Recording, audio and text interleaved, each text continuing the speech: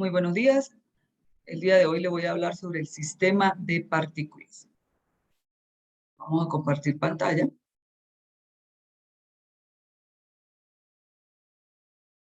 Mi nombre es Karina Quintero. Vamos a empezar hablando de la temática sobre qué es el centro de masa. El centro de masa es el punto en el que se puede considerar que está concentrada toda la masa en una partícula, con el objetivo de calcular el primer momento. Es el producto de la masa por la distancia. Para dos masas, esta distancia se calcula de la siguiente manera. Si el centro de masa, recordemos que es una magnitud vectorial, el centro de masa, donde va a ser la sumatoria de y su 1 hasta n del producto punto de la masa de la partícula por el vector posición entre la masa total del sistema o de las partículas. Las unidades, de acuerdo al sistema internacional, tenemos que la posición del centro de masa, ¿sí? Y la posición de la partícula se expresan en metros. Y la masa total y la masa de la partícula se expresa en kilogramos.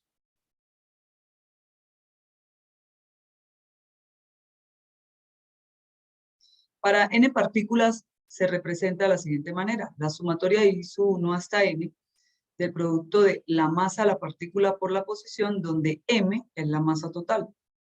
Cuando se extiende a 3 dimensiones, ¿sí? Se aplica la segunda ley de Newton. Es decir, vamos a trabajar en tercera dimensión, no vamos a trabajar en el plano, no va a ser un cuerpo rígido, va a haber un movimiento de ese sistema de referencia. Entonces utilizamos las tres componentes, como es la componente en X, la componente en Y y la componente en Z. Va a ser el producto punto de la masa de la partícula por la posición en X entre la masa total. Con respecto a Y, la masa de la partícula por la posición en Y, y con respecto a Z, la masa de la partícula por el producto punto por la posición en Z.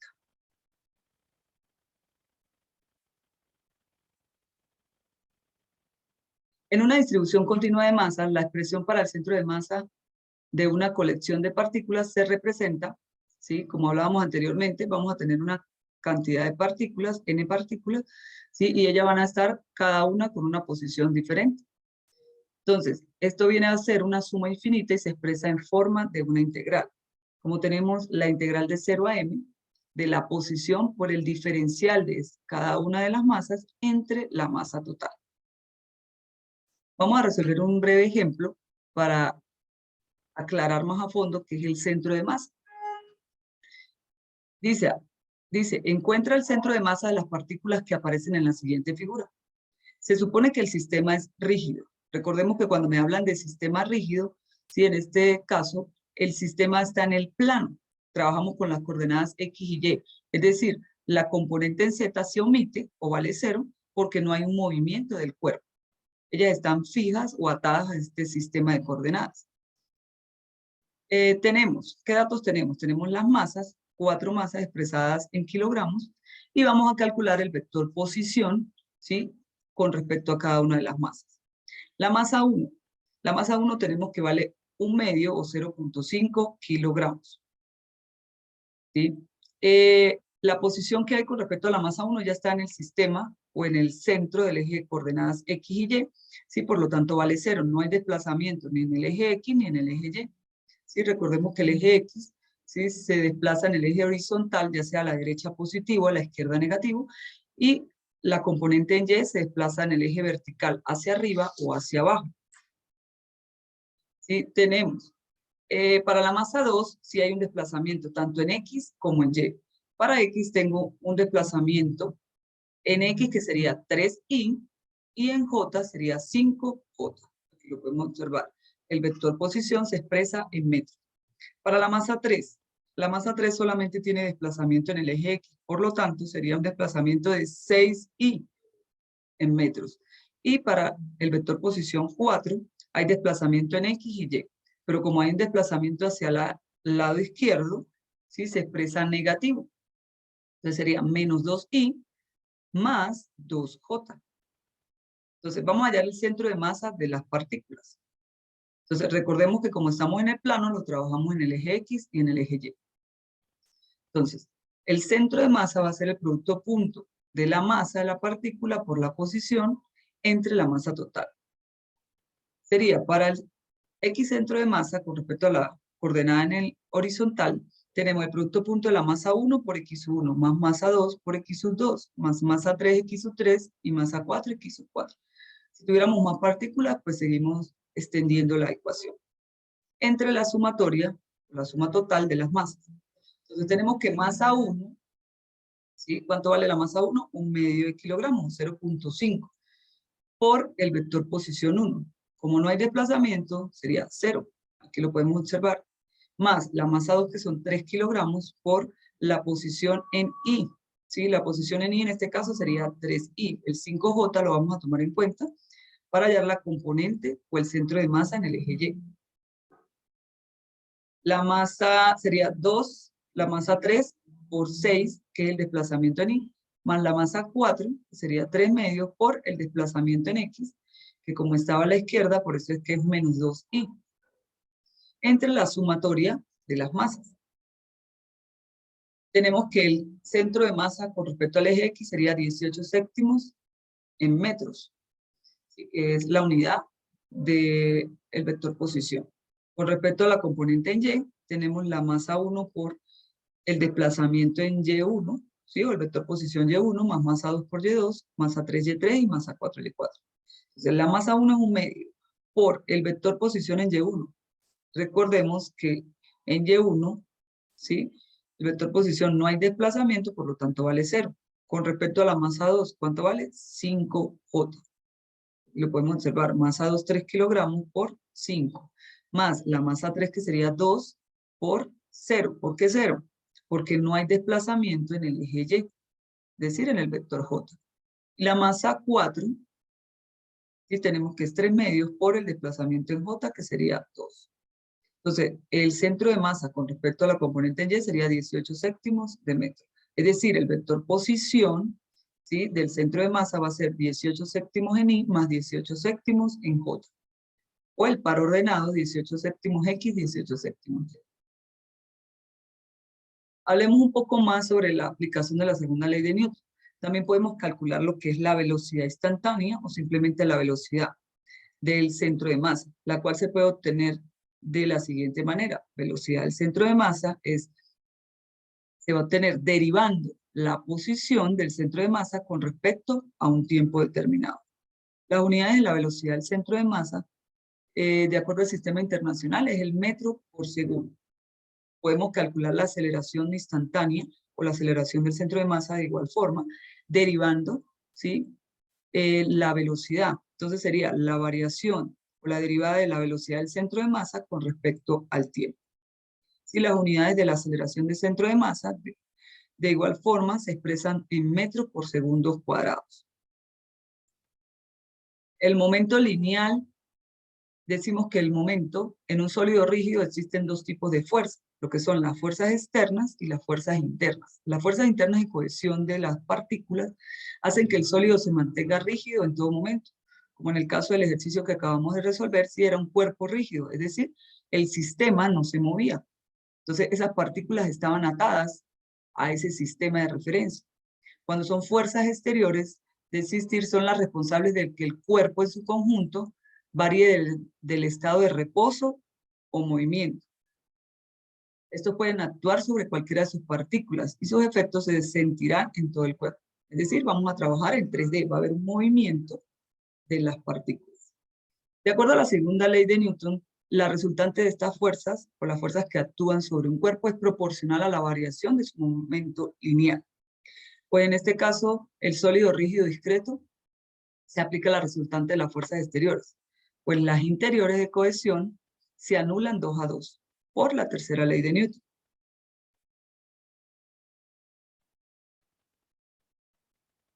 Entonces, aquí podemos observar, tengo 3 partículas, ¿sí? Entonces, estas fuerzas internas, o las fuerzas que actúan en estas 3 partículas, sí van a tener igual módulo y dirección, pero sentido contrario. La partícula 1, la masa 1 con respecto a la masa 2, ¿sí?, tienen sentido contrario, tienen mismo módulo y dirección, pero sentido contrario. Entonces, por eso es que dice que se anulan 2 a 2. Bajo esta influencia de fuerzas exteriores que actúan sobre el sistema de partículas, el centro de masa se mueve como si toda esta masa de cada una de ellas, o la masa total o la masa que se concentra en las tres partículas, ¿sí? Se recogen de acuerdo a la ecuación fundamental de la dinámica o de la traslación de las partículas. Como va a ser la fuerza externa, va a ser igual a la masa total de esas tres partículas, en este caso, por la aceleración del centro de masa. Esto es equivalente también a decir la variación del momento, ¿sí? La derivada del momento con respecto a un tiempo en específico. Entonces, las unidades de la fuerza externa, ¿sí? La fuerza total externa presente en el sistema es la suma de todas las fuerzas externas aplicadas a cada una de las partículas que componen este sistema. Y su unidad, o las unidades que se expresan para la fuerza, son el newton. La cantidad de movimiento o momento lineal del sistema de partículas, recordemos que se puede obtener sumando los momentos lineales de esas partículas por separado. Y las unidades del momento se expresan en kilogramos por metro sobre segundo. El principio de conservación de la cantidad de movimiento en mecánica, a la cantidad de movimiento se le adecua una importante propiedad, como es la conservación de la cantidad de movimiento. Esta conservación consiste en que la suma geométrica de las cantidades de movimiento de los cuerpos en interacción se conserva invariable. La suma de estas cantidades de movimientos quedan constantes, aunque las cantidades de movimiento de los cuerpos pues varían, ya que sobre cada cuerpo pues actúa una fuerza de interacción. Este principio de conservación es una de las más importantes leyes de la naturaleza. Entonces podemos hablar lo que es la cantidad de movimiento. La cantidad de movimiento de un objeto se puede expresar como el producto de la masa por la velocidad. También se le llama cantidad de movimiento, momento lineal o simplemente momento. La cantidad de movimiento y fuerza, podemos decir que los cambios en la cantidad de movimiento pueden suceder cuando hay un cambio en la masa, puede haber un cambio en la velocidad o un cambio en ambas.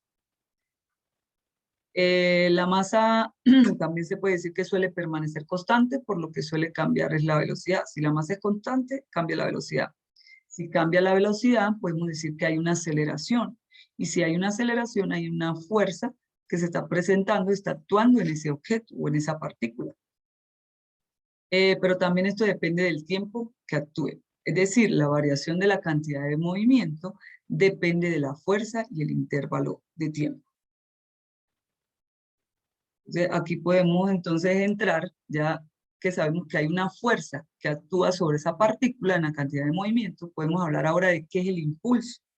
El impulso se define como la fuerza que actúa sobre un objeto por un intervalo de tiempo. Los objetos tienen cantidad de movimiento. Entonces, al tener cantidad de movimiento, hay un impulso que actúa sobre el objeto. Y siempre que ejerce una fuerza sobre algo, pues también va a ejercer un impulso. Si estoy ejerciendo una fuerza sobre algo, pues también lo estoy impulsando.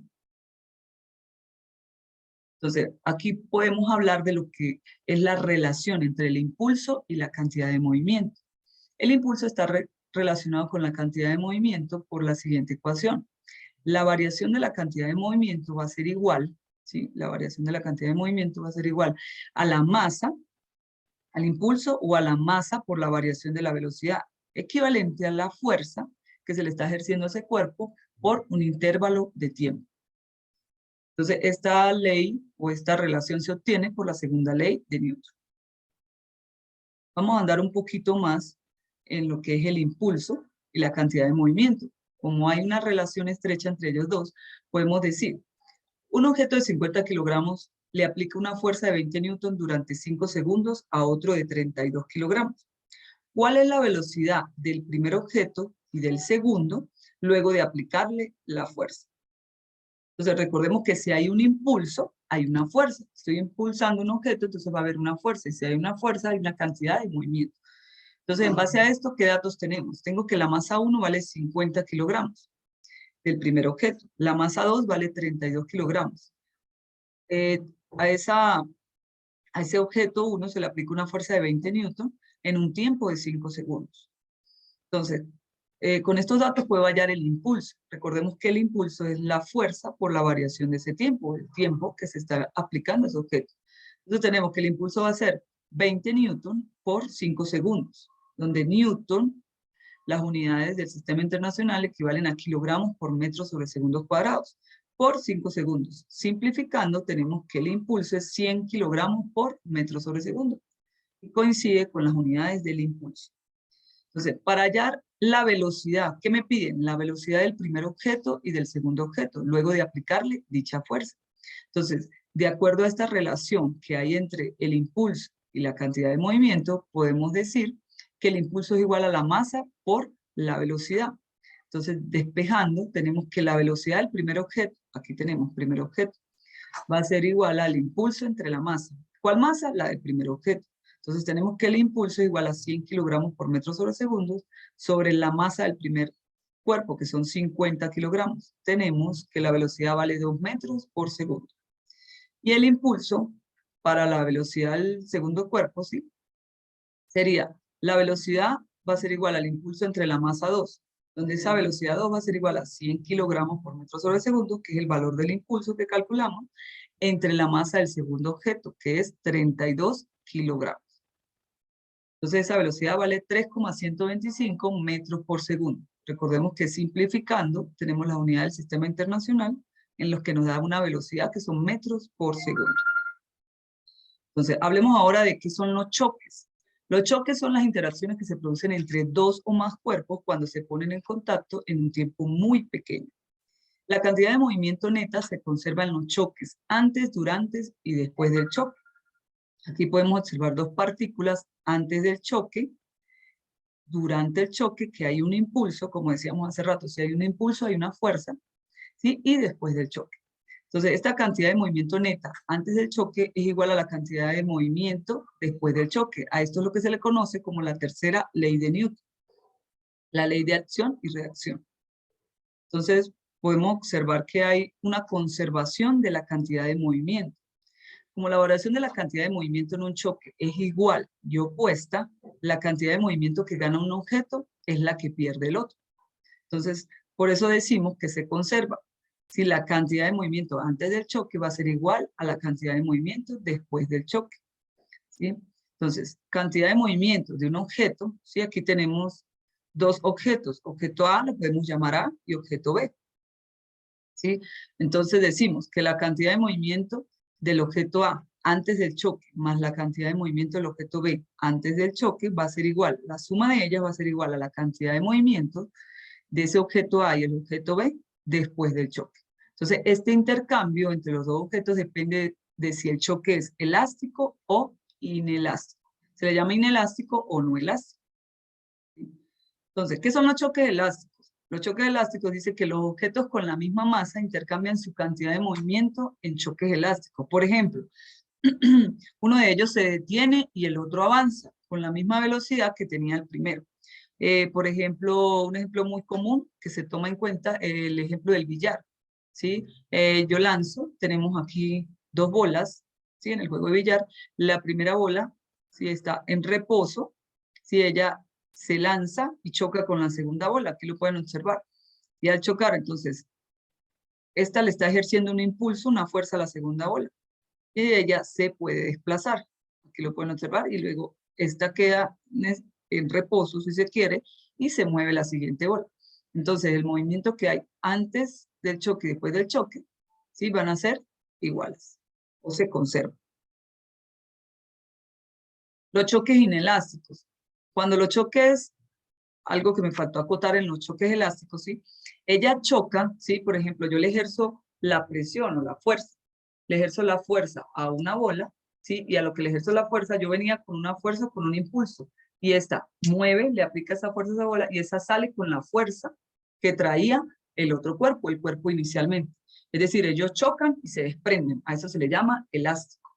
Cuando son inelásticos, ¿sí? Los choques inelásticos o no elásticos, estos objetos quedan pegados después de chocar.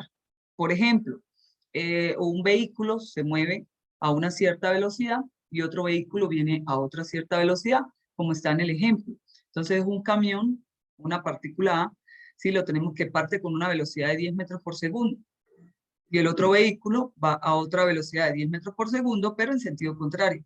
Entonces ellas chocan, pero se quedan pegadas. Y al quedarse pegadas, ¿sí? Se le llama choques inelásticos. ¿Sí? Podemos ver el ejemplo de automóviles cuando hay accidentes de tránsito, camiones, trenes, etc. Un ejemplo de choque inelástico. Por ejemplo, un patinador de 80 kilogramos se acerca a 3 metros por segundo hacia una bella patinadora. Cuando llega hasta ella, la agarra en brazos, con lo que la velocidad de ambos ahora es de 2 metros por segundo.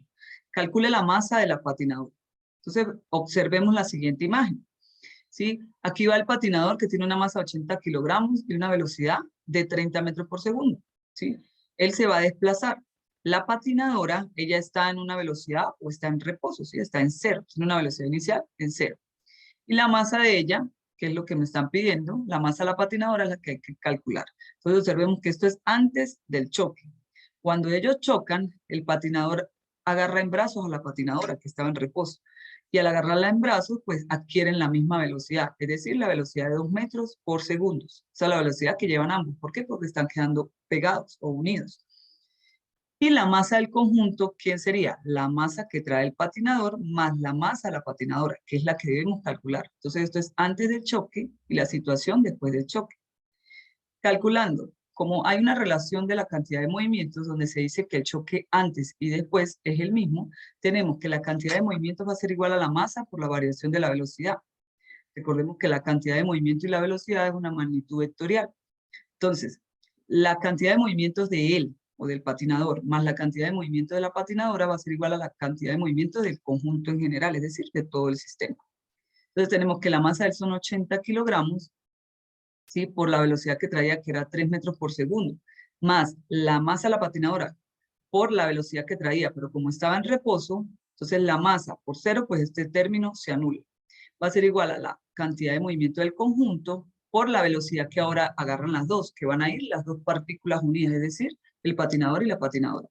Entonces, resolviendo la ecuación, tenemos que 80 por 3, 240, igual a, aplicamos propiedad distributiva, sería 2 por 80, 160, más 2m, que esta va a ser la masa que me están pidiendo, es decir, la masa de la patinadora. Despejando la ecuación lineal, tenemos que 240 menos 160 es igual a 2m. Esto me da 80. 80 es igual a 2m. Despejando, tenemos que la masa de la patinadora son 40 kilogramos. Vamos a hacer un breve ejemplo de choques elásticos. Dos personas A y B están paradas en una pista de patinaje. Se empujan mutuamente de manera de que A adquiere una velocidad de 8 metros por segundo hacia el norte. Si la masa de A es de 60 kilogramos y la de B de 40 kilogramos, ¿cuál es la velocidad adquirida por B y en qué dirección? Entonces, aplicando choque elástico tenemos, ¿qué datos tenemos? La velocidad de A, la tenemos que está en reposo, sería 0. Y la velocidad que adquiere de 8 metros por segundo. Y la velocidad inicial 0 y la que adquiere 8 metros por segundo, con una masa de 60 kilogramos.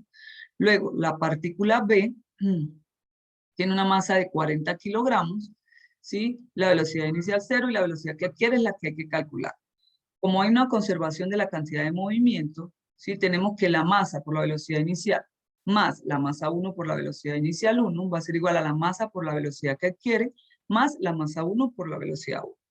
Entonces, como esto está en reposo, observemos y vale 0, pues este término y este término se van a anular, porque ambas personas, ¿sí? En este caso son personas que están en una pista, pues se anulan. Al hacer el producto punto, pues se anula este lado de la ecuación. Entonces me queda que la masa por la velocidad, ¿sí? La velocidad que adquiere la partícula A, más la masa 1 por velocidad 1 es igual a 0. Despejando la velocidad 1, tenemos que esto al despejar la ecuación lineal me va a quedar menos la masa por la velocidad entre la masa 1. ¿Sí? Entonces aquí podemos calcular, ¿sí? Despejando la velocidad 1.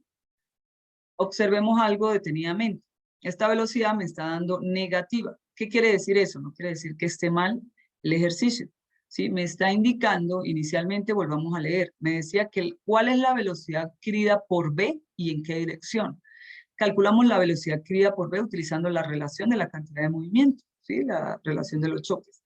Entonces, al darme negativo me está indicando, me decía inicialmente que él se dirigía, ¿sí?, hacia el norte.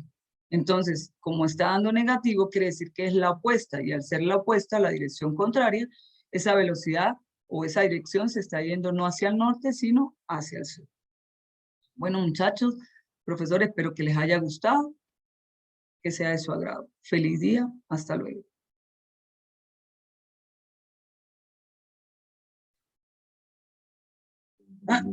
Decía máximo 30 minutos. ¿Y ahora qué le doy? Finalizar. 25. Finalizar.